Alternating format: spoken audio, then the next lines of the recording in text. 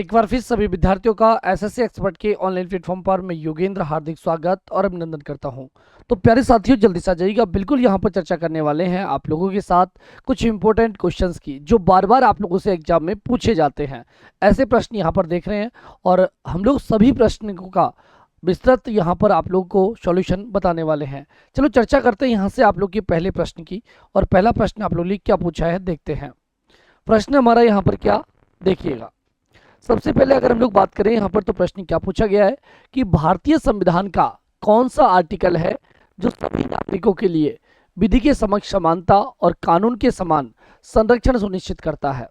सीधी सी बात, अगर हम लोग देखें फंडामेंटल राइट्स की बात करें, मौलिक अधिकारों की अगर हम लोग बात करते हैं, किसकी बात करें, मौलिक अधिकारों की अगर हम लोग बात करें, तो मौलिक अधिकारों के अंतर्गत क्या पढ़ते हैं भाई हम लोग, तो मौलिक अधिकारों के अंतर्गत हम लोग पढ़ते हैं आप लोग का पहला मौलिक अधिकार। और पहला मौलिक अधिकार कौन सा है, तो आप लोग कहेंगे गुरुजी समानता का मौलिक अधिकार है। कौन सा है, समानता का मौलिक अधिकार।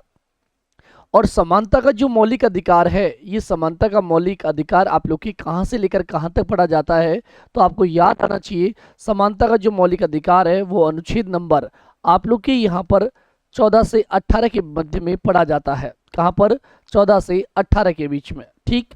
इसी में आता है आप लोग का नंबर कौन सा, आर्टिकल नंबर 14 यानी कि 14। और आर्टिकल नंबर 14 आप लोगों से क्या कहता है, यही बात आप लोगों को आर्टिकल 14 बताता है।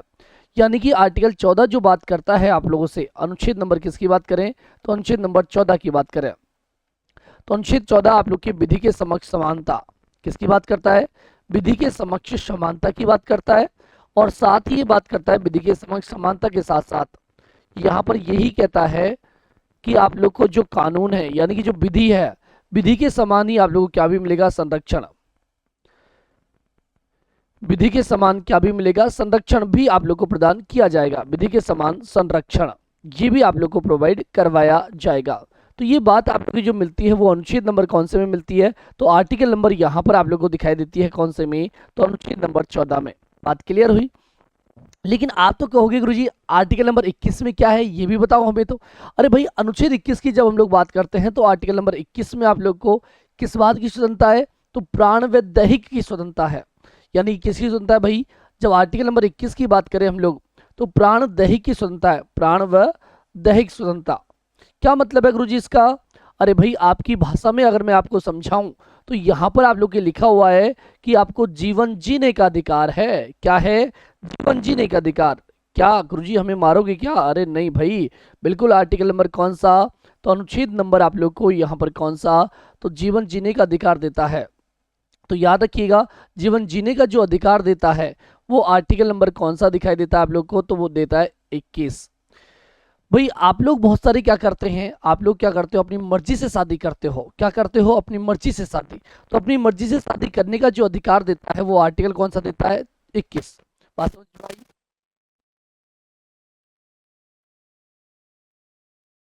का जो अधिकार है वो अनुच्छेद नंबर कौन सा दिखाई देता है आप लोग को, 21।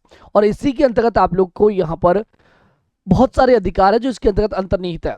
जैसे कि मैं आप लोगों से यहाँ पर बात करूं किसके संदर्भ में, तो बात की जाए आप लोग की आर्टिकल नंबर 21 के संदर्भ में। और क्या बात की जाए यहाँ से, तो आप लोगों से मैं कहूं कि आप लोग क्या करते हो, आप लोग अपने मोबाइल के अंतर्गत आप लोग की कुछ पर्सनल चीजें होती है और कहते हो कि इन पर्सनल चीजों को कोई और नहीं देख सकता। कहते हो ना कि मेरा मोबाइल कोई और चेक नहीं करेगा, और घर वालों ने चेक कर दिया तो मैं केस कर दूंगा, आप भी नहीं दे सकते, मेरी पर्सनल चीज है। यानी कि आपकी निजता का जो अधिकार है वो आपको कहाँ दिखाई देता है, तो वो भी आप लोग को जीवन जीने के अधिकार के अंतर्गत ही शामिल किया जाता है। वही आप लोगों ने कभी सोचा कि अपने जयपुर के अंतर्गत या फिर मैं कहूँ आप लोग की बड़ी बड़ी सिटियों के अंतर्गत आप लोग के 10 बजे के बाद डीजे बंद कर दिए जाते हैं।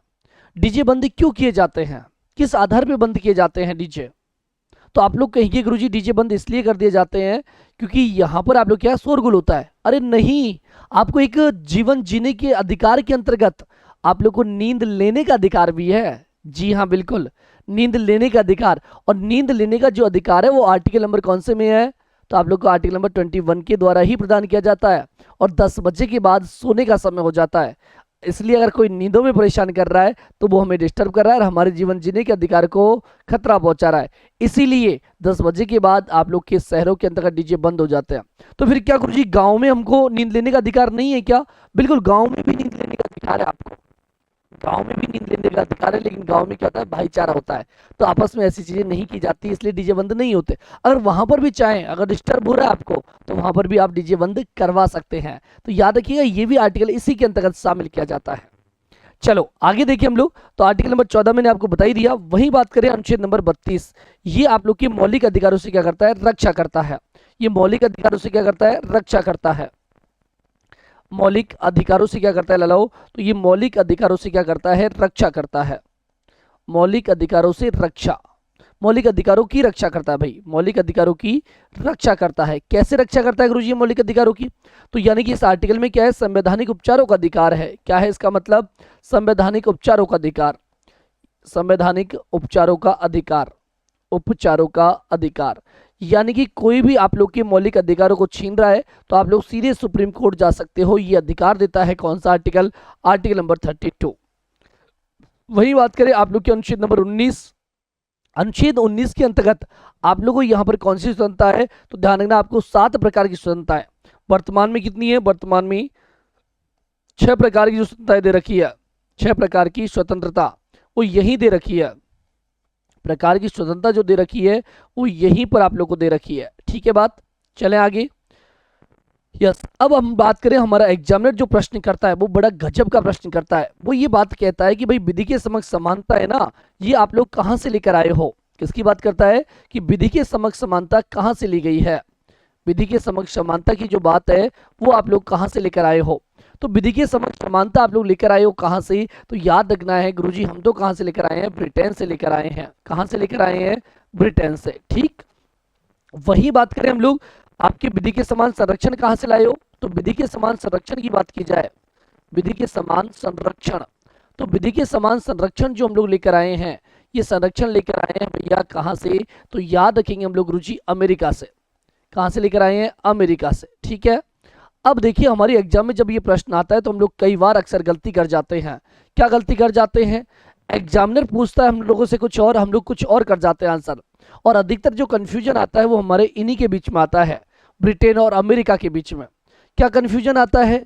तो ब्रिटेन अमेरिका के बीच में तो कंफ्यूजन ये आता है कि ब्रिटेन किस में आएगा, अमेरिका किस में आएगा। तो देसी जुगाड़ आप लोग को बताता हूँ, क्योंकि हमारी क्लास में आए हो तो भैया आपको याद करने का तरीका भी कुछ बताया जाएगा, और देसी जुगाड़ आप लोग का, यानी कि जिससे आप लोग पहचान कर सको कि हाँ वहाँ पर एग्जाम में कॉन्फिडेंस के साथ आंसर कर पाओ कि इसका आंसर यही होना है। हमारे गुरुजी ने देसी जुगाड़ लगा के चेक करना बता रखा है कि समानता, और समानता को हम लोग क्या भी लिख सकते हैं भाई, तो समानता की जगह वैसे हम लोग संविधान में देखिए तो समता ही शब्द यूज किया है, समानता की जगह जो शब्द यूज किया जाता है वो समता यूज किया जाता है। क्या किया जाता है? समता। यानी समानता को क्या बोल सकते हैं? क्षमता। समता 3 अक्षर का है और 3 ही अक्षर का नाम है ब्रिटेन। ठीक, दूसरी बात देखिए संरक्षण, संरक्षण में 4 अक्षर हैं और अमेरिका भी 4 अक्षर का है। ये एक जुगाड़ तो ये हो सकता है, या फिर दूसरा हम लोग ये कह सकते हैं छोटा भाई पहले बड़ा भाई बाद में। ठीक, छोटा भाई पहले बड़ा भाई बाद में, तो भी हमको ये चीजें याद हो जाएंगी। बात क्लियर है क्या? कोई डाउट है क्या? नहीं ना? चले अब आगे अगला प्रश्न देखते हैं। यानी कि इस प्रश्न का सही जवाब क्या होगा कि विधि के समक्ष समानता और कानून के समान संरक्षण की जो बात है वो आप लोग के कहां पर है? तो वो बात आप लोग के आर्टिकल नंबर 14 में आ जाती है। चलो भाई अगली बात करें, अगला प्रश्न हमारा क्या है? तो अगला प्रश्न आप लोगों से पूछा है कि निम्नलिखित मौलिक अधिकारों को भारतीय संविधान में सूचीबद्ध क्रम में व्यवस्थित कीजिएगा। यानी कि ये मौलिक अधिकार दे रखे हैं, इनको क्रम में यहां पर आप लोग को रखना है। किस में रखना है? क्रम में रखना है भाई। रखेंगे हम लोग तो पहले से सभी को देख ले। सबसे पहला हमारा जो मौलिक अधिकार आता है वो कौन सा आता है?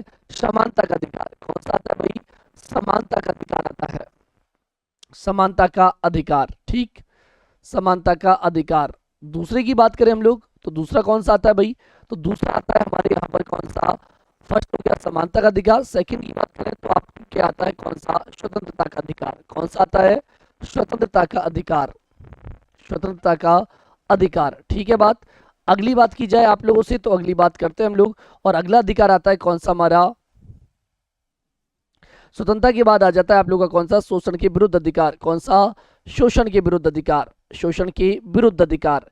इसके बाद क्या आता है भाई? तो इसके बाद आप लोग की आता है कौन सी बात, तो यहाँ पर चौथे अधिकार की जब हम लोग बात करते हैं तो धार्मिक स्वतंत्रता का अधिकार आप लोग को मिलता है। कौन सा, धार्मिक स्वतंत्रता का अधिकार। कौन सा अधिकार मिलता है, तो धार्मिक स्वतंत्रता का अधिकार मिलता है। वहीं पांचवें अधिकार की बात करें तो आप लोग को कौन सा मिलता है भाई, आप लोग को मिलता है शिक्षा व संस्कृति का अधिकार। कौन सा, शिक्षा व संस्कृति का अधिकार। वहीं बात करें छठा आप लोग का हुआ करता था कौन सा, इसको रेड लाइट से लिखते हैं भाई, क्योंकि यहाँ पर हम लोग देखें तो आप लोग के छठा कौन सा हुआ करता था, तो ये संपत्ति रखने का अधिकार हुआ करता था। कौन सा, संपत्ति रखने का अधिकार, जो प्रेजेंट टाइम पे नहीं है। संपत्ति रखने का अधिकार, रखने का अधिकार। अगर हम लोग बात करें आप लोग के सातवां और प्रेजेंट में बात करें छठा, तो प्रेजेंट में छठा कौन सा है आप लोग का, तो याद रखिएगा संवैधानिक उपचारों का अधिकार। कौन सा, संवैधानिक उपचारों का अधिकार। संवैधानिक उपचारों का अधिकार, ठीक है क्या बात, उपचारों का अधिकार। ये आप लोग के क्या हो गए भाई, ये आप लोग के अधिकार हो गए सभी, यानी कि वर्तमान में जो अधिकार है वो आप लोग के सामने नजर आ रहे होंगे। यही बात करें कि इनका उल्लेख कहाँ कहाँ मिलता है, तो देखिए समानता के अधिकार की बात करें तो ये हमको दिखता है आर्टिकल नंबर 14 से लेकर आर्टिकल नंबर 18 तक। कहाँ तक, 14 से 18 तक। अगर हम लोग बात करें आप लोगों से यहाँ पर किसकी, स्वतंत्रता की, मौलिक अधिकार की, तो स्वतंत्रता का मौलिक अधिकार जो मिलता है वो आप लोगों को मिलता है आर्टिकल 19 से लेकर 22 तक। कहाँ तक, तो अनुच्छेद नंबर 19 से लेकर अगर 22 तक की हम लोग बात करें तो 22 तक हम लोग को नजर आते हैं कहाँ पर, स्वतंत्रता के मौलिक अधिकार में। वही बात करें शोषण के विरुद्ध अधिकार, तो शोषण का विरुद्ध अधिकार आप लोग के दो ही आर्टिकल में है। कौन से में, 23 और आर्टिकल 24, यानी कि अनुच्छेद हम लोग बात करें तो अनुच्छेद नंबर 23 है और अनुच्छेद नंबर कौन सा हमारा, 24 है। ठीक, वही बात करें अनुच्छेद आप लोग के सॉरी धार्मिक स्वतंत्रता के अधिकार की, तो धार्मिक स्वतंत्रता का अधिकार कहाँ मिलता है, तो अनुच्छेद 25 से लेकर 28 की जो चर्चा होती है, किसकी, अनुच्छेद नंबर 25 से लेकर किस तक की, तो 25 से लेकर 28 तक की जो बात होती है वो कहां पर होती है भाई, तो वो धार्मिक स्वतंत्रता के अंतर्गत होती है। अगली बात करें हम लोग, अगली बात की जाए तो शिक्षा व संस्कृति का जो अधिकार हमें नजर आता है वो नजर आता है आप लोग के कहां पर, तो याद रखिएगा 29 व 30 में नजर आता है। अनुच्छेद किसमें, 29 व 30 में नजर आता है, अनुच्छेद 29 व 30। वही बात करें हम लोग आपके संपत्ति रखने का मौलिक अधिकार, तो संपत्ति रखने का मौलिक अधिकार नजर आता है आप लोग को आर्टिकल नंबर 31 में। आता था, अब नहीं है वर्तमान में, वर्तमान में रिक्त है। संवैधानिक उपचारों का अधिकार तो ये नजर आता है आप लोग को आर्टिकल नंबर 32 में। बस अब क्रम से लगा दो कहां दिक्कत है आपको, क्या क्या चीजें हैं देखिएगा। संवैधानिक उपचारों का अधिकार ये तो सबसे लास्ट में आने वाला है, यानी कि ये तो गया चौथे नंबर पर। ठीक, इधर बात करें यानी कि पहला आएगा चौथे नंबर पे। स्वतंत्रता का अधिकार ये आ गया आप लोग की भाई, इनमें से बताना है केवल समानता का पहले नंबर पे आएगा, ये तो उल्टा है भाई। जहां पर ये दिख जाए 1 और 4 या तो ये आंसर होगा, देखेंगे किस प्रकार से, या फिर ये आंसर होगा, दोनों की चर्चा करेंगे। ठीक है, ये वाली बात तो बिल्कुल ही सरासर गलत है और ये वाली बात भी सरासर क्या हो जाएगी, गलत। दो ही ऑप्शंस बचेंगे हमारे पास, चेक करते हैं अभी सारा कुछ। अगली बात देखो, यहां पर स्वतंत्रता का अधिकार ये दूसरे नंबर का अधिकार है, दूसरे नंबर का है तो लिख दो उसमें दूसरा नंबर। ठीक है, और ये आप लोग के तीसरे नंबर का है। ठीक है, तो पहले में क्या आना है, सबसे पहले क्या आना है आप लोग के, तो पहले तो आना है 4, आगे आगे क्या आएगा आप लोग के 4 आएगा, यानी कि हमारा जो करेक्ट आंसर होगा वो कौन सा होगा, ऑप्शन डी करेक्ट हो जाएगा। सबसे पहले तो क्या आएगा, समानता का अधिकार, फिर क्या आएगा आप लोग की स्वतंत्रता का अधिकार, फिर क्या आएगा शोषण के विरुद्ध, और फिर क्या आ जाएगा आप लोग की संवैधानिक उपचारों का अधिकार। इस प्रकार से इनका क्या रहने वाला है, क्रम रहने वाला है। ठीक है, तो हम लोग बात करें आप लोग की मौलिक अधिकारों की बात की जाए तो मौलिक अधिकारों का जन्मदाता देश कौन सा है। अगर पूछ ले आप लोगों से मौलिक अधिकारों का जन्मदाता देश, क्या पूछे, मौलिक अधिकारों का जन्मदाता देश कौन सा है, मौलिक अधिकारों का क्या पूछे लाओ, तो मौलिक अधिकार का जन्मदाता देश कैसा देश, तो जन्मदाता देश। तो जन्मदाता देश पूछते ही हमें आंसर करना है किसको, आप लोग के ब्रिटेन को। किसको करना है, ब्रिटेन को। वहीं पूछे आप लोगों से यहाँ पर कि आप लोग के भारत के संविधान में जो आप लोग के मौलिक अधिकार लिए हैं, ये भारतीय संविधान में मौलिक अधिकार हम लोगों ने कहाँ से लिए हैं, तो क्या आप लोग का आंसर यहाँ पर आपका होना चाहिए। तो यहाँ पर देखिए कि हम लोगों ने जो मौलिक अधिकार लिए हैं वो लिए हैं भारतीय संविधान में, कहाँ से, तो याद आना चाहिए आप लोग के भारतीय संविधान में जो हम लोगों ने मौलिक अधिकार लिए हैं ये भारतीय संविधान में लिए हैं हम लोगों ने कहाँ से, अमेरिका से। कहाँ से लिए हैं, अमेरिका से। फिर आप लोग के बड़ा गजब का प्रश्न पूछा जाता है यहाँ से, और क्या पूछा जाता है तो आपको ध्यान में रखना है, ये अक्सर प्रश्न आप लोग के पूछे जाने वाले प्रश्न है जो आप लोगों से बार बार एग्जामों में पूछे जाते हैं। और क्या प्रश्न आता है, प्रश्न आता है भारतीय संविधान के किस भाग को संविधान का मैग्ना कार्टा कहा जाता है? तो लिख दो जल्दी से, संविधान का मैग्ना कार्टा, संविधान का मैग्ना कार्टा जो कहा जाता है, संविधान का मैग्ना कार्टा, ये संविधान का मैग्ना कार्टा किसको आप लोग बोलते हो? तो मैग्ना कार्टा जो कहा जाता है वो संविधान का मैग्ना कार्टा बोलते हैं हम लोग किसको? तो याद रखिएगा लालो, हम लोग बोलेंगे भाग नंबर 3 को। किसको बोलेंगे? भाग नंबर 3 को। ठीक बात। तो ये सारी बातें आप लोग को याद रखनी है। प्रश्न का राइट आंसर क्या होगा? Option D correct answer. चलो बढ़ो, आगे की बात कर रहे हैं हम लोग। अगला प्रश्न हमारा क्या है देखिएगा, प्रश्न हमारा अगला, और देख रहे हैं हम लोग कौन सा प्रश्न है भाई, चलिएगा, कि लोकसभा के अध्यक्ष और उपाध्यक्ष की अनुपस्थिति में संसद के दोनों सदनों की संयुक्त बैठक की अध्यक्षता कौन करता है? भाई मानो कि लोकसभा का अध्यक्ष और उपाध्यक्ष दोनों अनुपस्थित है, उनकी अनुपस्थिति में सदन के जो संसद के दोनों सदन है इनकी संयुक्त बैठक की अध्यक्षता कौन करेगा, ये आप लोगों से पूछ रहा है। ठीक है, देखेंगे इसको। सबसे पहले बात करते हैं हम लोग यहाँ पर किसके बारे में, तो सबसे पहले बात करते हैं ये संयुक्त बैठक होती क्या है। सबसे पहले तो जानेंगे कि संयुक्त बैठक आप लोग के किसको बोलते हैं। किसकी बात कर रहे हैं हम लोग? संयुक्त बैठक की बात कर रहे हैं। संयुक्त बैठक, ये संयुक्त बैठक क्या होती है भाई, देखें जरा, किसको बोल रहे हैं हम लोग संयुक्त बैठक? तो पहली बात, संयुक्त बैठक की चर्चा करें तो जैसे कि हम लोग देखें, आप लोग के यहां पर लोकसभा है और हमारी राज्यसभा है। अब लोकसभा ने किसी विधेयक को पारित कर दिया, यूं समझो आप लोग कि भाई संयुक्त बैठक है वो क्या होती है। अब संयुक्त बैठक किसको बोले हम लोग? तो आप लोग ही मैंने कहा कि भाई संयुक्त बैठक कहेंगे किसको, तो आप लोग की लोकसभा है और आपकी राज्यसभा ये होती है, संसद के अंतर्गत होती है। अब लोकसभा ने क्या किया, किसी विधेयक को पारित कर दिया। क्या किया? किसी विधेयक को यहां पर पारित कर दिया। ठीक है, कोई दिक्कत नहीं है, विधेयक को पारित कर दिया। किसने? लोकसभा ने पारित किया है। अब ये विधेयक कहां जाएगा पारित होने के बाद? तो गुरुजी पारित होने के बाद ये कहां पहुंच जाएगा? तो जहां पहुंचना चाहिए वहीं पहुंचेगा, और पहुंच गया किसके पास? राज्यसभा के पास। अब राज्यसभा क्या कर रही है भाई? तो राज्यसभा क्या कर रही है, इस विधेयक को ना तो यहां पर क्या कर रही है, पारित कर रही है, ना तो इसको क्या कर रही है, पारित कर रही है, और ना ही यहां पर मना कर रही है। ना तो ना कर रही है पारित करने के लिए, ना हाँ कर रही है। और इस बात को कितने दिन हो गए? इस बात को भैया 6 महीने हो गए। कितने महीने हो गए? 6 महीने। जैसे ही यहां पर आप लोग इस बात को 6 महीने होते हैं, 6 महीने के तुरंत बाद आप लोग के यहां पर अब अधिकार चल जाता है, शक्ति चल जाती है किसके पास? राष्ट्रपति के पास। कितने दिन बाद? 6 महीने के बाद यहां पर राष्ट्रपति के पास एक पावर चल जाती है। और राष्ट्रपति के पास क्या पावर जाती है? तो राष्ट्रपति अनुच्छेद नंबर 108 के द्वारा, किसके द्वारा? आर्टिकल नंबर 108 के द्वारा क्या बुला लेगा? यहां पर संयुक्त बैठक बुला लेगा। क्या बुला लेगा? संयुक्त बैठक। ठीक बात। अब संयुक्त बैठक के बारे में समझ में आ गया कि संयुक्त बैठक क्या होती है। ये संयुक्त बैठक होती है, यानी कि लोकसभा राज्यसभा दोनों एक जगह बुला लेगा और कहेगा कि भाई साहब अब बताओ क्या तुम्हें फैसला लेना है। तुम्हें बहुत दिन हो गए, 6 महीने से मैं देख रहा हूं, ना तो तुम हाँ कर रहे हो ना कर रहे हो तुम, तो यहां पर पार कैसे पड़ेगी? तो अब दोनों एक जगह बैठकर फैसला कर लो कि तुम्हें इसको पारित करना है कि नहीं करना है। तो इस प्रकार से संयुक्त बैठक बुलाई जाती है। अब देखिए संयुक्त बैठक की अध्यक्षता, किसकी अध्यक्षता की बात करें? संयुक्त बैठक की अध्यक्षता कौन करता है? अब तुम कहोगे गुरुजी राष्ट्रपति बुला रहा है आर्टिकल 108 के द्वारा, तो राष्ट्रपति ही करना चाहिए ना। यहां पर नहीं लालाओ, राष्ट्रपति नहीं करता। क्यों नहीं करता? आपको पता है अध्यक्ष जो बनता है वो आप लोग के कहां से बनता है? तो जो सदस्य वहां पर होते हैं उन सदस्यों में से ही अध्यक्ष बनता है, कोई बाहर का व्यक्ति सदस्य नहीं बनने के लिए आता। तो यहां पर हम लोग को इस बात को अवश्य ध्यान में रखना है कि संयुक्त बैठक जो होती है, क्या होती है भाई? संयुक्त बैठक। आप लोग की जो ये संयुक्त बैठक है, ये संयुक्त बैठक याद रखना है, इसकी अध्यक्षता जो करेगा इन्हीं में से करेगा। इन्हीं का मतलब किन में से करेगा?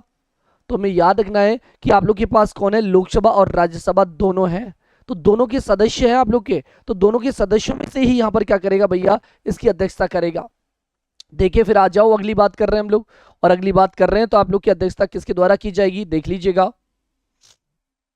अब यहां पर लोकसभा राज्यसभा से बड़ा कौन है भाई? एक तो लोकसभा का अध्यक्ष यहां पर बड़ा होगा, इसमें से तो लोकसभा का अध्यक्ष बड़ा होगा, और यहां पर आप लोग की राज्यसभा का सभापति बड़ा होगा।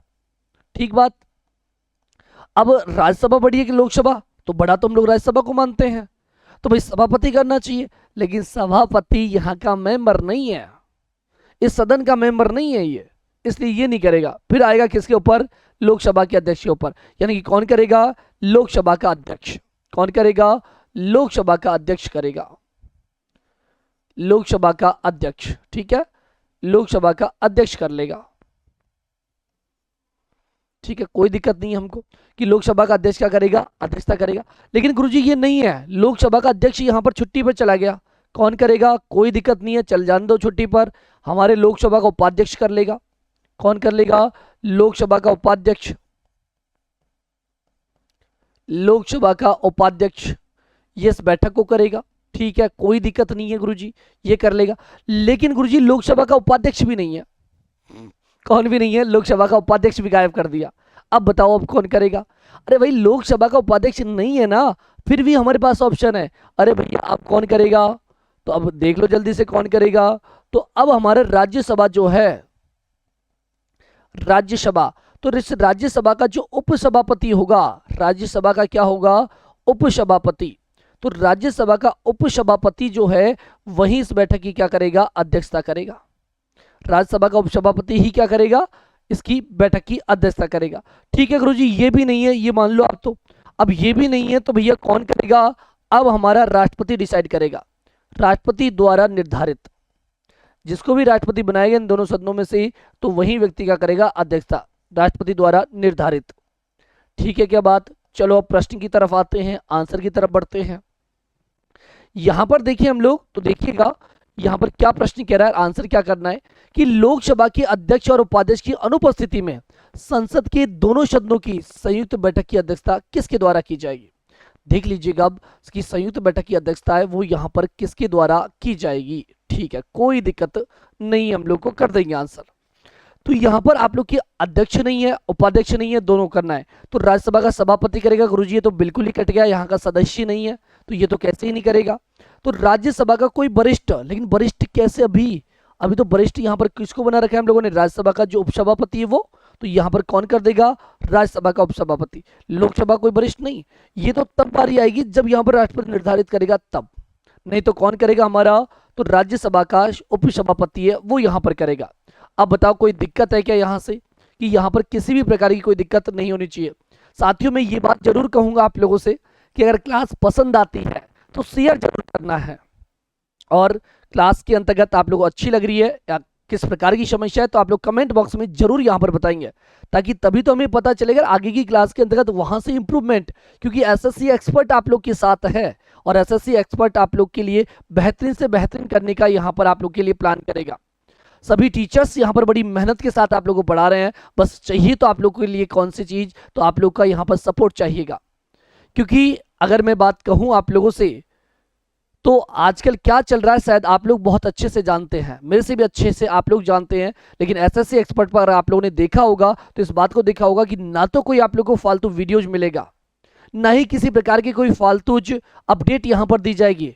जिस प्रकार की कोई कंट्रोवर्सी हो रही है तो वो चीज़ डाल दी, नहीं। हमारे सर का सीधा, आशीष सर का ये कहना है कि हमें कंटेंट पे काम करना है। बच्चा आज नहीं कल जरूर ट्रस्ट हम लोगों पर करेगा। तो बस आपसे यही है कि चीज़ों को देखिएगा, अच्छे से चीज़ें लगें तो बस सपोर्ट कीजिएगा। ये सपोर्ट हमारे लिए बहुत काम आने वाला है आगे के लिए। चलिएगा आगे देखते हैं हम लोग, अगली बात करते हैं आप लोगों से। और अगली बात करें तो यहाँ पर अगला प्रश्न कौन सा हमारा देखिएगा, लीजिएगा प्रश्न हमारा कि किसी भारतीय राज्य के मुख्यमंत्री की नियुक्ति के लिए कौन जिम्मेदार होता है? किसकी नियुक्ति करवा रहा है भाई? ये सीएम साहब की नियुक्ति करवा रहा है। ठीक है, कोई दिक्कत ही नहीं है। कोई दिक्कत आने वाली है क्या? बिल्कुल नहीं आएगी। देखो भाई, एक अनुच्छेद है हमारा, अनुच्छेद कौन सा है? आर्टिकल नंबर अगर याद हो तो कोई दिक्कत नहीं है, नहीं हो तो अब ध्यान रखना। अनुच्छेद नंबर कौन सा हमारा? 164। कौन सा आर्टिकल? 164। और आर्टिकल 164 कहता है कि हमारे यहाँ पर जो मंत्रिपरिषद है इसका स्ट्रक्चर क्या होगा वो यहाँ पर बताता है। मंत्रिपरिषद की संरचना के बारे में ये आप लोग को जानकारी देता है। किसकी जानकारी देता है? मंत्रिपरिषद की संरचना। मंत्रिपरिषद की संरचना के बारे में ये बताता है। मंत्रिपरिषद की संरचना यानी कि मंत्री जो परिषद हमारी, इसकी संरचना यानी कि स्ट्रक्चर है, इसको ये बताता है। ठीक है, अब मंत्रिपरिषद की संरचना कैसी होगी तो इसके लिए सबसे पहला आर्टिकल इसने दिया, आर्टिकल नंबर 164(1). कौन सा? 164(1). और इसमें यही बात बताई, क्या बताई कि हमारे यहाँ पर क्या है कि कौन, यहाँ पर हमारी जो विधानसभा है, हमारी क्या है, विधानसभा, इसी का हम लोग चुनाव करते हैं जनता के द्वारा।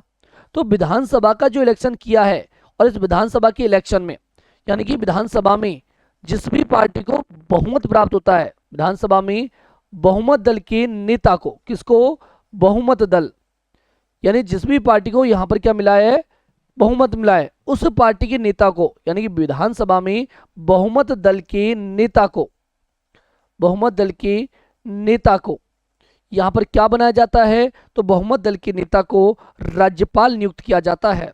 सॉरी, हाँ बिल्कुल, बहुमत दल के नेता को राज्यपाल के द्वारा, किसके द्वारा, राज्यपाल द्वारा, राज्यपाल द्वारा क्या नियुक्त किया जाता है, तो राज्यपाल द्वारा, याद रखें हम लोग, क्या नियुक्त किया जाता है, मुख्यमंत्री, राज्यपाल द्वारा मुख्यमंत्री नियुक्त किया जाता है। ठीक है, राज्यपाल द्वारा मुख्यमंत्री नियुक्त किया जाता है, मुख्यमंत्री नियुक्त किया जाता है, नियुक्त किया जाता है। ठीक बात, चलिएगा अब आप लोगों से एक प्रश्न तो पूछूंगा मैं भाई, किया जाता है, और प्रश्न क्या है, और मुझे ये आप लोग कमेंट बॉक्स में जवाब देंगे, मैं बिल्कुल आपके कमेंट चेक करूंगा और वहीं पर इसका सही आंसर भी दूंगा जो मैं प्रश्न पूछ रहा हूं। ठीक है, उम्मीद है कि आप लोग पक्का यहां पर इसका आंसर करोगे कमेंट बॉक्स में। मेरा प्रश्न है यहां पर कि जो मुख्यमंत्री है, क्या है, मुख्यमंत्री, मुख्यमंत्री निम्नलिखित सदन में से, मुख्यमंत्री निम्नलिखित सदन से नियुक्त किया जाता है, निम्नलिखित सदन से नियुक्त किया जाता है, नियुक्त किया जाता है। प्रश्न समझ में आ गया होगा, किया जाता है। ऑप्शन से आपके पास आपकी विधानसभा, ऑप्शन ए है आपके पास विधानसभा, ऑप्शन बी है आपके पास विधान परिषद, विधान परिषद, ऑप्शन सी है आपके पास विधानसभा व विधान परिषद दोनों से, विधानसभा व विधान परिषद दोनों से, विधान परिषद दोनों से, दोनों से। तीसरी बात करें हम लोग, और तीसरी बात करें तो यहां पर डी ऑप्शन, और डी की बात करें तो यहां पर याद रखेंगे नन ऑफ दीज, यानी उत्तर नहीं है, उत्तर नहीं है। ठीक, अब आप लोगों को कमेंट बॉक्स में इसका आंसर कर देना है, मैं चेक करूंगा और वहीं पर आप लोगों को अगर गलत करोगे तो करेक्ट आंसर दूंगा, और वहां पर सॉरी करेक्ट करोगे तो करेक्ट बताऊंगा, और गलत बताओगे तो गलत बताऊंगा। यानी क्या समझे इससे कि कुछ गलत बताओ, अरे गलत, आपका गलत बताऊंगा, मैं तो सही आंसर करूंगा वहां पर। ठीक है, आओ भाई, चलो यहां पर देखते हैं। अब यहां पर आप लोग की बात समझ में आ गई, तो ये तो बात हम लोग क्लियर कर लेंगे कि किसी भी भारतीय राज्य के मुख्यमंत्री की नियुक्ति के लिए कौन जिम्मेदार होता है, तो यहां पर जिम्मेदार होता है राज्य का राज्यपाल। कौन जिम्मेदार होता है, राज्य का राज्यपाल। मुख्यमंत्री की नियुक्ति कौन करेगा, आप लोग का राज्यपाल करेगा, बात क्लियर है। लेकिन यहां पर हम लोग देखिए अगली बात, और अगली बात देखिए कि आप लोग की एक आर्टिकल है 165, इसकी भी बात करें थोड़ी सी यहां पर, ताकि आप लोग शायद आंसर कर भी देंगे। बहुत भी ज्यादा ये प्रश्न एग्जाम में पूछा जाता है कि एक अनुच्छेद हमारा, और अनुच्छेद कौन सा है भाई, तो अनुच्छेद की बात करें तो अनुच्छेद नंबर 165। किसकी बात करें, 165। बड़ा अच्छा प्रश्न है, याद रखिएगा। और अनुच्छेद 165 कहता है कि भाई हमारे यहाँ पर जो महाधिवक्ता है, कौन, महाधिवक्ता, और इस महाधिवक्ता की नियुक्ति भी कौन करता है, तो राज्यपाल करता है। महाधिवक्ता की नियुक्ति, किसकी नियुक्ति, महाधिवक्ता की नियुक्ति।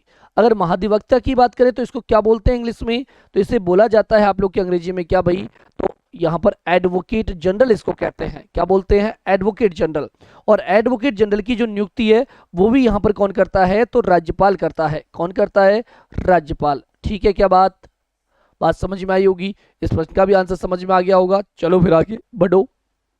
अगला प्रश्न है कि भारत में पंचायती राज की 3 स्तरीय संरचना की सिफारिश किस समिति ने की थी। तो 3 स्तरीय जो आपकी पंचायती राज है, इसकी समीक्षा किसके द्वारा की गई थी, सिफारिश किसके द्वारा की गई थी, तो याद आना चाहिए आप लोग को बलवंत राय मेहता। कौन आना चाहिए याद, बलवंत राय मेहता, बलवंत राय मेहता। इसी के द्वारा यहाँ पर बलवंत राय मेहता के द्वारा ही यहाँ पर आप लोग के 3 स्तर बताए थे। याद आने चाहिए कौन कौन से स्तर बताए थे, एक बताया था इन्होंने जिला स्तर। कौन सा स्तर बताया था, जिला स्तर। इन्होंने कहा था कि जिला स्तर पर तो क्या बना दो आप, तो जिला स्तर पर आप जिला परिषद बना दो। क्या बना दो? जिला परिषद। ऐसा इन्होंने कहा था। क्या बना दो? जिला परिषद।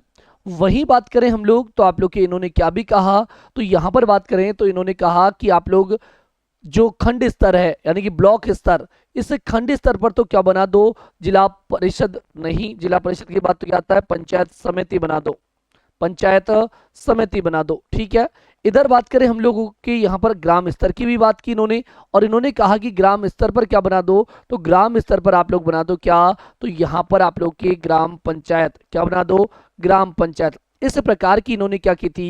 सिफारिश। ठीक। और आपको याद आना चाहिए कि इनकी सिफारिशों को हम लोगों के द्वारा आपकी 2 अक्टूबर, कितनी तारीख को? 2 अक्टूबर और 1959 की बात करें, कब की बात करें? 2 अक्टूबर 1959। और आप लोग की कौन सा? राजस्थान। और राजस्थान राज्य के अंतर्गत हम लोग जाएं तो राजस्थान राज्य के अंतर्गत आप लोग के गांव पड़ता है नागौर जिले के अंतर्गत। कौन सा जिला? नागौर जिला। और नागौर जिले में गांव पड़ता है कौन सा? तो याद रखें हम लोग, कौन सा गांव भैया? तो नागौर जिले के अंतर्गत वगदरी गांव। कौन सा गांव? वगदरी गांव। और इसी वगदरी गांव से इस त्रिस्तरीय पंचायती राज की क्या कर दी? शुरुआत। ठीक है। चलो, बलवंत राय मेहता की ही बात करें, और बलवंत राय मेहता को हम लोग क्या भी कहते हैं, तो ध्यान रखिएगा, इन्हें हम लोग क्या भी बोलते हैं, तो लोकतांत्रिक, लोकतांत्रिक विकेंद्रीकरण का जनक भी इनको कहा जाता है। लोकतांत्रिक विकेंद्रीकरण का जनक भी कहते हैं। आप शायद प्रश्न पूछोगे कि गुरुजी क्यों कहते हैं, तो लोकतांत्रिक विकेंद्रीकरण का जनक इनको इसलिए कहा जाता है क्योंकि इन्होंने यहां पर लोकतांत्रिक विकेंद्रीकरण का सिद्धांत दिया था। यानी कि इन्होंने कहा था कि भाई आप क्या कीजिएगा, जो पावर्स है इन पावर्स को आप लोग क्या कर दो? अलग अलग जगह बांट दो, किसी एक व्यक्ति को मत दो। यानी कि शक्तियों को क्या कर दो? बंटवारा कर दो। इस प्रकार की बात कहने वाले थे कौन? आप लोग के बलवंत राय मेहता। इसीलिए इनको लोकतांत्रिक विकेंद्रीकरण का जनक भी कहते हैं। अब ये चीज तो सभी पढ़ते हैं, लेकिन आपसे कहते हैं कि राजस्थान के बाद दूसरा राज्य कौन सा था जिसने इस पंचायती राज को शुरुआत की थी, तो ध्यान रखिएगा, राजस्थान के पश्चात, राजस्थान के पश्चात किसने? तो राजस्थान के बाद, राजस्थान के बाद दूसरे राज्य की जब हम लोग बात करते हैं, राजस्थान के बाद सेकंड राज्य की अगर हम लोग बात करें, सेकंड राज्य, तो सेकंड राज्य था आप लोग का कौन? तो यहां पर आपका आंध्र प्रदेश। कौन था आपका? आंध्र प्रदेश। और आंध्र प्रदेश के द्वारा क्या किया गया, तो आंध्र प्रदेश के अंतर्गत हम लोग देखते हैं तो आप लोग के आंध्र प्रदेश, और आंध्र प्रदेश की जब बात की जाए तो आंध्र प्रदेश के अंतर्गत भी एक 7 नगर क्षेत्र है, या फिर हम लोग कहें पहले जिले की बात करें तो महबूब नगर जिला है। कौन सा जिला है? महबूब नगर।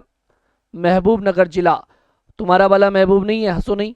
तो महबूब नगर जो जिला है, इस महबूब नगर जिला का शाद नगर क्षेत्र, कौन सा? शाद नगर क्षेत्र, यहां से आप लोग की त्रिस्तरीय पंचायती राज की क्या कर दी? शुरुआत कर दी। ठीक चलेगा। अब यहां पर बात करें आप लोगों से, तो आप लोगों को एक प्रश्न और आता है एग्जाम में, क्या आता है भाई? तो आप लोगों से प्रश्न पूछ लिया जाता है कि आधुनिक पंचायती राज का जनक किसे कहा जाता है? क्या पूछा जाता है? आधुनिक पंचायती राज का जनक, आधुनिक पंचायती राज का जनक किसे कहा जाता है? पंचायती राज का जनक किसको कहते हो? पंचायती राज का जनक, तो हमें याद रखना है गुरुजी, आधुनिक पंचायती राज का जनक जो कहा जाता है, ये कहा जाता है किसको? राजीव गांधी को। इनको क्यों कहते हैं भाई ऐसा? तो राजीव गांधी को इसलिए कहा जाता है क्योंकि इन्होंने ही पंचायती राज को संवैधानिक दर्जा देने के लिए सबसे पहले यहां पर संविधान संशोधन विधेयक रखे थे। चलो भाई आगे बढ़ो, अगली बात करते हैं। अगला प्रश्न क्या है हमारा? अगला प्रश्न है यहां पर आप लोग की कि भारतीय संविधान के 42वें संविधान संशोधन के बाद शिक्षा किस सूची में आती है? तो 42वें नंबर का संविधान संशोधन किया, और 42वें नंबर का संविधान संशोधन किया 1976 में। और हम लोगों ने क्या किया यहां पर कि जो आप लोग की शिक्षा जो हुआ करता था, ये पहले यहां पर आप लोग की किस सूची का विषय हुआ करता था? तो ये हमारे राज्य सूची का विषय हुआ करता था। तो राज्य सूची से हटाकर इसको किस में जोड़ दिया? समवर्ती सूची में। कौन सी सूची में जोड़ दिया? समवर्ती सूची में। तो यही पूछ रहा है कि 42वें संविधान संशोधन के बाद शिक्षा किस सूची में आती है? तो ये वर्तमान में आती है किसमें? समवर्ती सूची में। यानी कि इस पर कानून राज्य भी बना सकता है और इस पर कानून सेंटर भी बना सकता है। ठीक, चलो यहां पर देखिए, बात की अभी हम लोगों ने शक्तियों की, बंटवारे की, तो देखिएगा आप ध्यान से समझिएगा, हम लोगों ने शक्तियों का विभाजन किया हुआ है, पावर्स का बंटवारा किया हुआ है। शक्तियों का विभाजन। और शक्तियों का विभाजन अगर हम लोगों ने किया है तो शक्तियों का विभाजन जो किया है वो अनुसूची नंबर 7 में किया है। कहां पर किया है? अनुसूची नंबर 7 हमारे पास है, अनुसूची 7। इसमें हम लोगों ने क्या कर रखा है? अनुसूची नंबर 7 में बंटवारा कर रखा है शक्तियों का। ठीक है, क्योंकि आपको पता है कि घर घर की लड़ाई है भैया, ये तो हर घर में लड़ाई होती है, जब दो भाई हैं तो लड़ेंगे भी, तो यहाँ पर अलग भी होंगे। तो यहाँ पर बात करें तो यहाँ पर हम लोगों ने क्या किया? 3 सूचियों के माध्यम से इनमें बंटवारा किया। एक बनाई हम लोगों ने संघ सूची, एक कौन सी सूची बनाई? संघ सूची। एक बनाई हम लोगों ने राज्य सूची, और एक बनाई हम लोगों ने समवर्ती सूची। कौन सी सूची? समवर्ती सूची। ठीक है बात। चलिए अब हम लोगों ने क्या किया? जो संघ सूची है, इस संघ सूची में यहां पर अगर बात करें मूल संविधान की, तो मूल संविधान में विषय रख दिए कितने? 100। कितने विषय? सॉरी, मूल संविधान की बात करें तो मूल संविधान में 97 विषय रख दिए। कितने? 97। राज्य सूची में हम लोगों ने विषय रखे तो कितने विषय रखे? तो याद रखिएगा यहां पर विषय रखे थे हम लोगों ने 66। यहां पर बात करें हम लोग, आप लोग की समवर्ती सूची में से विषय थे कितने? 47। इसके बाद हम लोगों ने क्या किया? तो यहां पर याद रखें हम लोग अगर वर्तमान स्थिति को देखते हैं, सबसे पहले तो बात करें वर्तमान स्थिति की, तो वर्तमान स्थिति में बात करें तो आप लोग की संघ सूची में तो विषय हो गए हैं कितने? 100। वहीं राज्य सूची में विषय हो गए हैं 61, और वहीं समवर्ती सूची में बात करें तो विषय हो गए हैं 52। कितने विषय हो गए हैं? 52। यानी कि यहाँ पर 5 बड़े हैं, यहाँ पर 5 घटे हैं। यानी कि शिक्षा जो है पहले राज्य सूची का विषय था, वर्तमान में कौन सूची का विषय है? आपकी समवर्ती सूची का विषय है। तो ये भी बातें आप लोगों को ध्यान में रखनी है। यानी कि संघ सूची पर कानून जो निर्माण है, संघ सूची पर कानून निर्माण वो कौन करता है? कानून निर्माण। तो यानी कि याद रखिएगा कानून निर्माण संघ ही करता है। कौन करता है? संघ। जबकि बात करें राज्य सूची के विषय पर कौन करेगा? राज्य। जबकि बात करें हम लोग समवर्ती सूची पर, संघ व राज्य दोनों करेंगे, संघ व राज्य दोनों करेंगे। ठीक है, यह भी बात हम लोग को याद रखनी है। प्रश्न का करेक्ट आंसर क्या होगा? Option A right answer. चलो आगे बढ़ो, अगली बात करें। अगला प्रश्न क्या है हमारा? देखिएगा प्रश्न की संविधान में 91 व संविधान संशोधन किया 2003 के अंतर्गत, तो इसके अनुसार प्रधानमंत्री सहित मंत्रियों की कुल संख्या से अधिक नहीं होगी। यानी कि हम लोगों ने क्या किया? 91वें नंबर का कॉन्स्टिट्यूशन अमेंडमेंट किया, और 91वें नंबर का कॉन्स्टिट्यूशन अमेंडमेंट हम लोगों ने किया 2003 में। कब किया? 2003 में। और इसके द्वारा हम लोगों ने अधिकतम मंत्रियों का निर्धारण किया। किसका? अधिकतम। और मंत्रियों का क्या कर दिया? हम लोगों ने निर्धारण कर दिया कि हमारे यहां पर आप लोग के जो मंत्री है वो मैक्सिमम कितने बनाए जा सकते हैं? 1 बनाए जा सकते हैं, 2 बनाए जा सकते हैं। यानी कि 2003 तक तो इस प्रकार का कोई निर्धारण नहीं था, लेकिन हम लोगों ने यहाँ पर 91वें संविधान संशोधन 2003 के द्वारा इस चीज का निर्धारण किया, और निर्धारण के द्वारा हम लोगों ने कहा कि भाई अब आप लोग कितने मैक्सिमम मंत्री बना सकते हो। तो यहाँ पर निर्धारण किया गया कि जो हमारी किसकी सीटें हैं? जो हमारी लोकसभा की सीटें हैं। किसकी सीटें हैं? लोकसभा की सीटें। लोकसभा, भाई किसकी बात कर रहे हैं? लोकसभा। तो लोकसभा की जो सीटें हैं, इस लोकसभा की सीटों का, लोकसभा की सीटों का तो 15%, कितना? लोकसभा की जितनी भी सीटें हैं इन सीटों का 15% आप लोग क्या बना सकते हो? मैक्सिमम मंत्री बना सकते हो, इससे ज्यादा नहीं बना सकते। ठीक है बात। अब देखो यहां पर कहीं ऐसा ऑप्शन है क्या? लोकसभा की सीटों का कुल संख्या के 20%? बिल्कुल नहीं गुरुजी, गलत बात है। लोकसभा के सदस्यों की कुल संख्या का 15%? बिल्कुल जी हाँ, ऑप्शन बी हमारा क्या हो जाएगा? Correct answer. लोकसभा की सदस्यों की कुल संख्या का 10%? बिल्कुल गलत है। लोकसभा के सदस्यों की कुल सदस्य संख्या का 25%? बिल्कुल गलत है। अगर यही प्रश्न कहता आप लोगों से कि यहां पर आप लोग के राज्यों के अंतर्गत मैक्सिमम सदस्य संख्या कितनी हो सकती है, तो राज्यों के लिए क्या हो जाएगा भाई? जैसे राज्यों की बात करें तो राज्यों के लिए भी हम लोगों ने यहाँ पर संविधान संशोधन किया है, और यहाँ पर आप लोग के इधर अगर देखें सेंट्रल गवर्नमेंट की बात करें तो आर्टिकल नंबर कौन सा है जिसके द्वारा यहाँ पर आप लोग के क्या किया जाता है लालाओ? तो अनुच्छेद जिसके द्वारा यहाँ पर अधिकतम मंत्रियों की बात यहाँ पर की जाती है। तो अधिकतम मंत्रियों की बात कहां पर आप लोग की जाती है? कमेंट बॉक्स में आप लोग आंसर करके बताओगे। ठीक, राज्य की जब बात करते हैं तो राज्यों के अंतर्गत भी आप लोग के मैक्सिमम जो मंत्री है वो यहां पर कितने होंगे? तो अंतर इतना सा करना है कि यहां तो लिखा है लोकसभा, और यहां पर हम लोग लिख देंगे क्या? हमारी विधानसभा, क्योंकि राज्य में विधानसभा होती है। तो यहां पर विधानसभा की जो सीटें हैं, विधानसभा की सदस्य संख्या, तो विधानसभा की सदस्य संख्या का कितना परसेंट? तो सदस्य संख्या का 15%। कितना परसेंट? 15%। यहां पर आप लोग मैक्सिमम क्या बना सकते हो, यहां मैक्सिमम आप मंत्री बना सकते हो। बात क्लियर हुई होगी जहां तक उम्मीदें हैं। चलिए आगे बढ़े, हम लोग अगले प्रश्न की बात करें। अगला प्रश्न हमारा क्या है, अगला प्रश्न हमारा कि भारतीय संविधान का कौन सा आर्टिकल है जो लोक सेवा आयोग के सदस्यों को यहां पर हटाने और निलंबित करने से संबंधित है। पहली बात तो ये देखिए कि इनको हटाता कौन है। आप लोग की लोकसभा के सदस्य हैं, किसकी बात कर रहे हैं हम लोग, लोकसभा के सदस्यों की बात कर रहे हैं। तो लोकसभा की बात थोड़ी कर रहे हो भाई, आप लोक सेवा आयोग की बात कर रहे हो, यानी कि पीएससी की बात कर रहे हो, पब्लिक सर्विस कमीशन की बात कर रहे हो। पीएससी, लेकिन पीएससी को हटाने के बाद कहां की बात कर रहा है ये, पीएससी कोई सा भी हो, ये किसने नहीं कहा कि ये, ना तो कह रहा है स्पष्ट रूप से कि यूपीएससी, ना ही ये कह रहा है आप लोग किसकी, एसपीएससी की। आप जानते हो ना दोनों के बारे में, एसपीएससी क्या है, यूपीएससी क्या है, यूनियन पब्लिक सर्विस कमीशन, लोक सेवा आयोग। और लोक सेवा आयोग कहाँ का, संघ यूनियन, संघ लोक सेवा आयोग। आपके SPSC state public service commission. यानी कि हम लोग देखें यहाँ पर कि एक आप लोग की क्या होता है, सेंटर में होता है और राज्यों के अंतर्गत होता है। तो यहाँ पर दोनों के बारे में जो उल्लेख कर रखा है वो आर्टिकल नंबर 315 से स्टार्ट हो जाता है। यानी कि पीएससी की बात करें हम लोग तो इनके बारे में जो उल्लेख हमें देखने को मिलता है, ये हमें उल्लेख कहाँ से कहाँ तक देखने को मिलता है ललाओ, तो याद रखिएगा अनुच्छेद 315 से लेकर 323 तक इन्हीं के बारे में हम लोग को जानकारी देखने को मिलती है। ठीक है, अब देखें, अब यहाँ पर दोनों की साथ साथ चर्चा कर रहे हैं।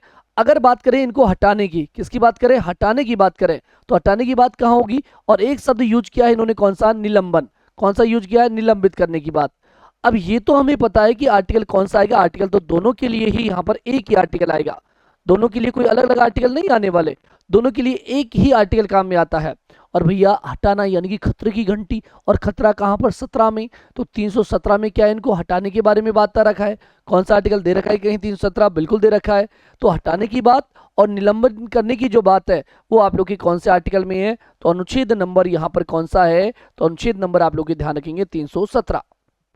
ठीक, अब इनको हटाएगा कौन भाई, तो यहां पर याद रखना, हटाने की बात आती है चाहे निलंबन की बात आती है, तो कहां की बात कर रहे हैं, पहले हम लोग यूपीएससी की बात कर रहे हैं। किसकी बात कर रहे हैं, यूपीएससी। तो यूपीएससी को जो हटाना हो या निलंबित करना हो, कौन करेगा, आपका राष्ट्रपति करेगा। कौन करेगा, राष्ट्रपति। ठीक है, वहीं आप लोगों से यहां पर क्या कहे कि बताओ आप लोग, तो ये दोनों ही काम आप लोग के किसके लिए, अगर आप लोगों से कह दे आरपीएससी के लिए, किसके लिए, आप लोग की यानी कि पीएससी के लिए बोल दे, किसके लिए बोल दे, पीएससी के लिए, यानी कि पब्लिक सर्विस कमीशन, कौन सा, स्टेट का, कि स्टेट में आप लोग की कौन यहां पर करता है। तो ध्यान रखना, हटाएगा तो कौन ही, तो राष्ट्रपति ही, हटाएगा तो कौन, राष्ट्रपति। लेकिन निलंबित कौन करेगा, तो निलंबित राज्यपाल करेगा। कौन करेगा, राज्यपाल। ठीक है, क्या निलंबित करने का काम राज्यपाल का और यहां पर हटाने का काम राष्ट्रपति का। ये बात जरूर ध्यान रखनी है। कौन से आर्टिकल में है, 317 में है। किस में है, 317। फिर 320 में क्या है गुरुजी, तो 320 के अंतर्गत आप लोग याद रखिएगा कि 320 में आप लोग क्या दे रखा है, तो यहां पर इसके कार्य दे रखे हैं, पीएससी के क्या दे रखे हैं, कार्य। पीएससी के क्या है ललाओ, कार्य दे रखे हैं आर्टिकल नंबर 320 में। वहीं देखिए 324 में क्या है, तो हमारे निर्वाचन आयोग के बारे में है। किसके बारे में है, निर्वाचन के संदर्भ में हम लोग को यहां पर दे रखा है। ठीक है, आप लोग की बात करें अनुच्छेद 317 हो गया। 315 में आप लोग की जो पीएससी है, चाहे वो यूपीएससी की बात करें चाहे हम लोग एसपीएससी की बात करें, तो इनके गठन के बारे में आप लोग को जानकारी यहां पर दे रखी है। ठीक, तो ये सारे हो गए, प्रश्न का जवाब हो गया हमारा कौन सा, ऑप्शन सी। चलो आगे बढ़े, अगली बात करते हैं। अगला प्रश्न हमारा क्या है भाई, अगला प्रश्न है कि निम्नलिखित में से क्या भारत के संविधान में संघ सूची के अंतर्गत आता है। तो संघ सूची के अंतर्गत क्या आता है, ये आप लोगों से पूछ रहा है। क्या यहां पर आप लोग की शराब आती है, क्या सामाजिक नियोजन आता है, प्रत्यर्पण आता है। तो याद रखिएगा आप लोग की संघ सूची के अंतर्गत आता है क्या, प्रत्यर्पण। क्या आता है, प्रत्यर्पण। मैंने कहा संघ सूची में वर्तमान में कितने विषय हैं, तो याद रखिएगा संघ सूची में पूछा जाए, वर्तमान में विषयों की संख्या पूछी जाए, तो वर्तमान में तो करेंगे कितना, हमारे 100 विषय हैं। वर्तमान में कितने विषय हैं, 100। अगर मूल संविधान की बात करें तो मूल संविधान में कितने थे, तो मूल संविधान में थे 97। ये प्रश्न पहले आ गया, तो इसको हम लोग आगे बढ़ते हैं। अगला प्रश्न है कि निम्नलिखित कथनों को पढ़ें और सही विकल्प का चयन करें। सही विकल्प का चयन करते हैं भाई, क्या क्या कहा है कि भारत के राष्ट्रपति भारत के सॉलिसिटर जनरल की नियुक्ति करते हैं, इस जगह विद्यार्थी बड़ा कंफ्यूजन होता है, कंफ्यूजन में चला जाता है। अरे सॉलिसिटर जनरल होता कौन है, पहले तो ये बताओ गुरुजी हमें, फिर आगे बढ़ेंगे। भाई सॉलिसिटर जनरल की जो बात कर रहे हो, सॉलिसिटर जनरल, सॉलिसिटर जनरल ये होता कौन है? सॉलिसिटर जनरल क्या चीज है भाई, कौन सा पद आ गया ये? तो ध्यान रखिएगा, ये सॉलिसिटर जनरल है वो हमारा अटॉर्नी जो जनरल है। कौन? Attorney general. अटॉर्नी जो जनरल है इसकी सहायता के लिए बनाया जाता है। सॉलिसिटर जनरल किसकी सहायता के लिए? अटॉर्नी जनरल की सहायता के लिए, की सहायता के लिए यहाँ पर क्या किया जाता है? नियुक्त किया जाता है। ठीक है, सहायता के लिए। लेकिन गुरुजी इसकी नियुक्ति करता कौन है, ये भी तो बताओ कि इसकी नियुक्ति जो की जाती है वो किसके द्वारा की जाती है? तो याद रखिएगा, इसकी नियुक्ति जो की जाती है, नियुक्ति, वो नियुक्ति करने के लिए कौन बनाया जाता है? तो नियुक्ति करने के लिए यहाँ पर हम लोग कौन बनाते हैं? तो याद रखिएगा, नियुक्ति के लिए यहाँ पर बनाया जाता है आप लोग के कौन? तो यहाँ पर याद रखेंगे गुरुजी, नियुक्ति तो कौन देगा? राज्य सरकार नहीं, संघ सरकार देगी। कौन देगी? संघ सरकार। किसके द्वारा बनाया जाता है? संघ सरकार के द्वारा। राष्ट्रपति मत कर देना, नहीं मामला खराब हो जाएगा। ठीक है, तो राष्ट्रपति नहीं करता भाई, यहाँ पर कौन करता है? हमारी संघ सरकार करती है। सीधा हम लोग यहाँ पर ध्यान रखें, कौन करती है? संघ सरकार हमारी करती है। चलें आगे, अगली बात करते हैं कि भारत के राष्ट्रपति के पद के लिए चुनाव लड़ने वाले उम्मीदवार को सुरक्षा के रूप में 15,000 रुपए जमा कराने होंगे। बिल्कुल जी हाँ, जिससे हम लोग बोलते हैं जमानत राशि। जमानत राशि के तौर पर आप लोग की 15,000 रुपए जमा कराने पड़ते हैं। यानी कि दूसरा स्टेटमेंट सही है, पहला यहाँ पर गलत है। यानी कि प्रश्न का सही जवाब क्या होगा? केवल कथन 2 यहाँ पर आप लोग क्या होगा? करेक्ट। सत्य पूछा है ना, बिल्कुल सही विकल्प बताना है और सही विकल्प का आंसर क्या हो जाएगा? केवल कथन 2 यहाँ पर सही होगा। अब जब बात ही आ गई है यहाँ पर, तो सबसे पहले प्रश्न पूछा जाता है क्या आप लोगों से कि यहाँ पर आप लोग की जमानत राशि जो है, ये जमानत राशि कहाँ पर जमा करवानी पड़ती है? तो जमानत राशि याद रखिएगा, ये जमानत राशि आप लोग को 15,000 रुपये आरबीआई बैंक में जमा करानी होती है। कहाँ पर? आरबीआई बैंक में। ठीक है, तो क्या ये मिलती नहीं है क्या?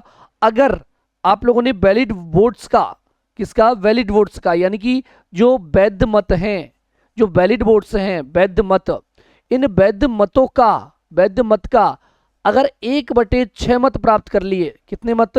1/6 मत प्राप्त कर लिए, तो आप लोग को यहाँ पर क्या होगा? तो आप लोग को ये 15,000 रुपये लौटा दिए जाएंगे, रिफंड हो जाएगा। नहीं तो भाई आप लोग के ये जो 15,000 रुपये है ये जब्त कर लिए जाएंगे। तभी तो कहते हो आप लोग अभी चुनाव आने वाले हैं और अभी चुनाव होंगे, और चुनाव होंगे तो आप लोगों से प्रश्न पूछ लिया जाएगा कि जमानत राशि क्या होती है, किसको जमानत राशि बोलते हैं। तो चुनाव लड़ने से पहले आप लोग की कुछ राशि जमानत के तौर पर यहाँ पर रखी जाती है, ताकि सीरियस ही यहाँ पर कैंडिडेट है वही चुनाव लड़े। जिस प्रकार से हम लोग बात करें आप लोगों से कि आप भी जब बाहर पढ़ने के लिए रहते हैं रेंट पर, तो आप लोग ये थोड़ी है कि आप लोग डायरेक्ट आप लोग की जिस महीने का रह रहे हो उसी का रेंट देते हो। मकान मालिक 1 महीने का एडवांस लेता है, उसे आप लोग क्या बोलते हो? जमानत पैसा ही बोलते हो उसको। कि कहीं आप लोग बीच में भगा गए, कुछ तोड़ फोड़ कर दी, तो जब आप खाली करोगे ना तो वो पूरा वसूल कर लिया जाएगा, इसलिए वो 1 महीने का आप लोगों से एडवांस लेता है। सेम उसी प्रकार से यहाँ पर जमानत के लिए भी 15,000 रुपये यहाँ पर एडवांस में रखे जाते हैं। अगर इनको 1/6 मत है अगर प्राप्त हो जाए तो यहाँ पर आप लोग को वापस लौटा दिए जाएंगे, अन्यथा आरबीआई बैंक में ये जब्त हो जाएंगे। बात समझ में आई होगी कि जमानत राशि हम लोग किसको कहते हैं। चलिएगा आगे चले हम लोग यहाँ पर, तो इस प्रश्न का आंसर तो हो जाएगा ऑप्शन ए। चलो आगे बढ़ो, अगली बात कर रहे हैं, और अगली बात क्या है ललाओ, देखिएगा। डॉक्टर सर्वपल्ली राधाकृष्णन ने किस वर्ष में भारत के पहले उपराष्ट्रपति के रूप में पद ग्रहण किया था? तो पद ग्रहण जो किया गया वो किस रूप में यहाँ पर किया गया? डॉक्टर सर्वपल्ली राधाकृष्णन ने कौन से वर्ष में भारत के लिए पहले उपराष्ट्रपति के पद का ग्रहण किया था? तो पहली बार जो उपराष्ट्रपति बनाया गया ये यहाँ पर बनाया गया कब? आप लोग के 1952 में। और 1952 से लेकर राधाकृष्णन 1952 से लेकर आप लोग के याद रखिएगा 1962 तक, कब तक? 1962 तक भारत के क्या रहे हैं? उपराष्ट्रपति रहे हैं। और याद होना चाहिए आप लोग को कि यहाँ तक तो क्या रहे हैं? ये उपराष्ट्रपति क्या रहे हैं भाई? उपराष्ट्रपति रहे हैं। वहीं बात करें हम लोग आप लोग के, तो याद रखें आप लोग के, क्या याद रखोगे कि 1962 से लेकर 1967 तक ये भारत के क्या भी रहे हैं? तो ये भारत के आप लोग के राष्ट्रपति भी रहे हैं। क्या भी रहे हैं? ये राष्ट्रपति। ठीक है, आपको पता होगा 5 सितंबर शिक्षक दिवस किस रूप में मनाया जाता है? किसकी वजह से? राधाकृष्णन की वजह से। 5 सितंबर, 5 सितंबर इनका बर्थडे याद होगा, 5 सितंबर। और 5 सितंबर को आप लोग क्या मनाते हो? शिक्षक दिवस। 5 सितंबर को क्या मनाते हो? शिक्षक दिवस। और जो शिक्षक दिवस है वो शिक्षक दिवस इन्हीं की वजह से आप लोग मनाते हो। ठीक है, क्या बात समझ में आई होगी? तो शिक्षक दिवस इन्हीं के उपलक्ष्य में यहाँ पर मनाया जाता है। तो ये भी बात आप लोग को ध्यान में रखनी है। वहीं बात करें, एक बात और नोट करा देते हैं आप लोग को, 1954 में इनको भारत रत्न से भी सम्मानित किया गया था। ठीक है, 1954 भारत रत्न दिया गया था इनको 1954 में। ठीक है, ये भी बात आप लोग को याद हो। चले आगे अगले प्रश्न की बात करते हैं। अगला प्रश्न क्या है? अगला प्रश्न हमारा यहाँ पर देख लीजिएगा कि संसद के प्रत्येक सदन को राष्ट्रीय आपातकाल की घोषणा को कितने महीनों के अंतर्गत मंजूरी देनी होगी? भाई हम लोग देखिए, हमारे राष्ट्रपति के पास 3 आपातकालीन शक्तियां होती है। राष्ट्रपति के पास कितनी शक्तियां होती है आपातकालीन? तो आप लोग की राष्ट्रपति की आपातकालीन शक्तियां कितनी होती है भाई? आपातकालीन शक्तियों की हम लोग बात कर रहे हैं। तो राष्ट्रपति की आपातकालीन शक्तियां होती है, और क्या क्या शक्तियां हैं देख लीजिएगा। 3 शक्तियां होती है राष्ट्रपति के पास आपातकालीन। कौन कौन सी? देखिए हम लोग, ये लीजिए। तो एक तो है हमारी अनुच्छेद नंबर 352। कौन सी? 352। एक है हमारे पास 356, और एक है हमारे पास तो नहीं है भाई, राष्ट्रपति के पास है। चलो इधर देखें, तो यहां पर आप लोग की आर्टिकल 352 में तो क्या है? राष्ट्रीय आपात है। क्या है? राष्ट्रीय आपात। ठीक है बात। वहीं देखिए हम लोग, आप लोग के किसकी बात करें? तो बात करें आपके 356 की, तो यहां पर राष्ट्रपति शासन है। क्या है? राष्ट्रपति शासन। क्या है भाई? राष्ट्रपति शासन है। तीसरी बात करें हम लोग 360, और 360 में आपकी वित्तीय आपात है। क्या है? वित्तीय आपात की यहां पर बात की गई है। अब देखिए इसने क्या पूछा है कि संसद के प्रत्येक सदन को राष्ट्रीय आपात की घोषणा को कितने महीने के अंतर्गत मंजूरी देनी होगी? कितना समय दिया जाएगा? 9 महीने का समय, 1 महीने का समय, या 6 महीने का? तो इनके पास 30 दिन का समय होता है, यानी कि 1 महीने का समय है, और 1 महीने में इनको क्या देनी होती है? मंजूरी यहां पर देनी होती है। तो करेक्ट आंसर क्या हो जाएगा? ऑप्शन ए हमारा करेक्ट आंसर होगा। चलो एक प्रश्न और बढ़ाते हैं आपको, कि संसद है इन आपातकालों को आगे बढ़ाने के लिए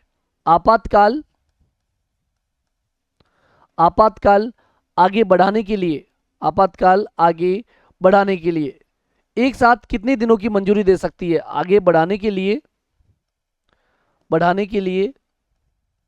एक बार में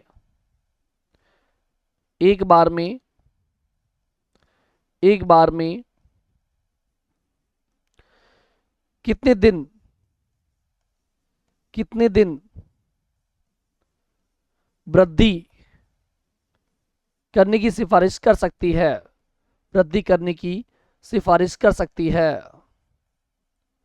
सिफारिश कर सकती है। तो याद रखिएगा 6 महीने की।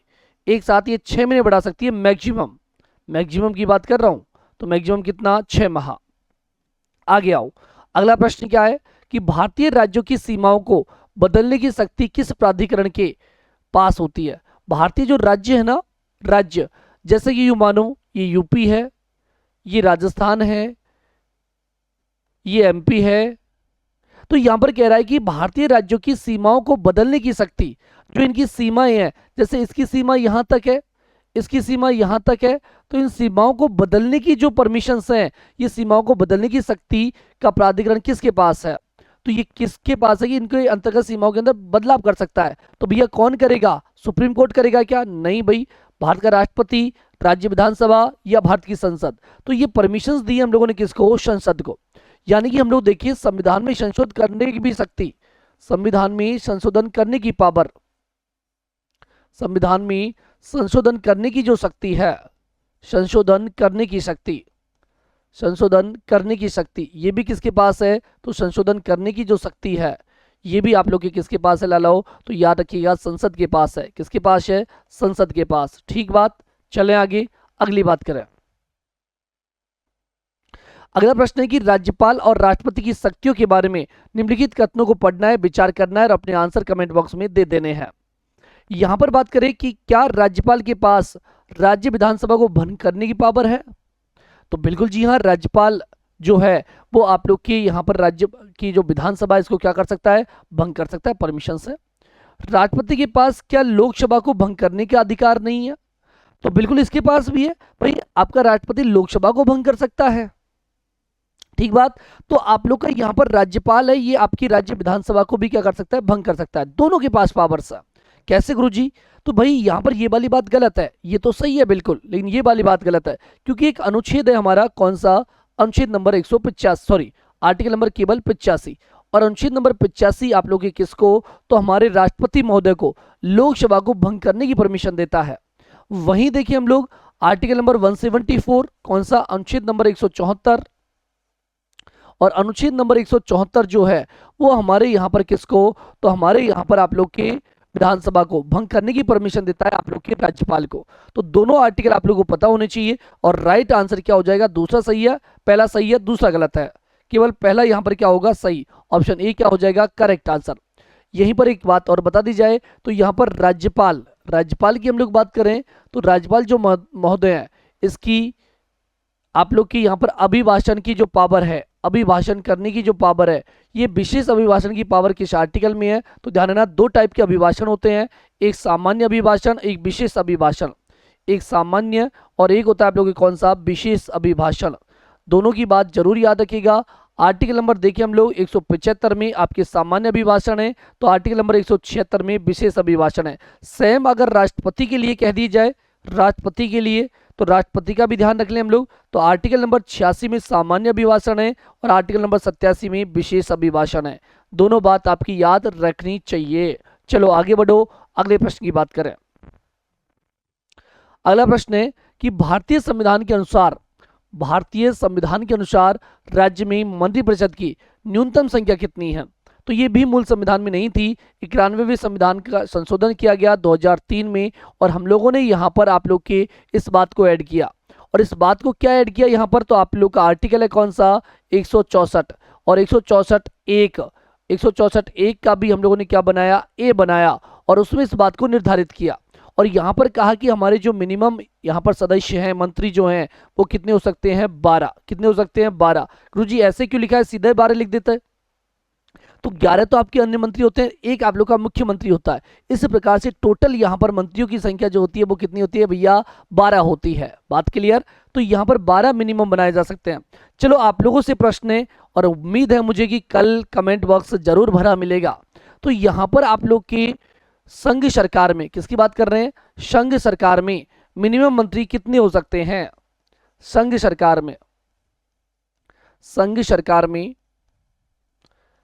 में न्यूनतम मंत्रियों की संख्या कितनी होती है? न्यूनतम मंत्रियों की संख्या कितनी होती है? न्यूनतम मंत्रियों की संख्या, ये आप लोग मुझे बताओगे कमेंट बॉक्स में। भाई मैंने राज्य में तो बता दी आपको, राज्य में तो मैं बता चुका हूं, और आप लोग बताएंगे या मुझे कहां पर? तो आप लोग बताएंगे मुझे यहां पर कि सेंटर में कितने मिनिमम मंत्री होते हैं। तो इसी के साथ आज की क्लास को हम लोग यही विराम देंगे। अगले सेशन में यानी कि अगले टॉपिक्स को लेकर यहाँ पर आप लोगों के साथ शामिल होंगे। और पॉलिटी में आप लोगों को कठिन चीज क्या लगती है जरूर कमेंट बॉक्स में बताना। अगला वीडियो आप लोग को उसी के ऊपर मैं प्रोवाइड करवाऊंगा, ताकि हम लोग यहाँ पर आप लोग के वो टॉपिक्स को कवर करवाएं जो आप लोग अक्सर एग्जाम में उनसे डरते हो। तो मिलते हैं आप लोगों से नेक्स्ट सेशन में, तब तक के लिए जय हिंद, जय भारत।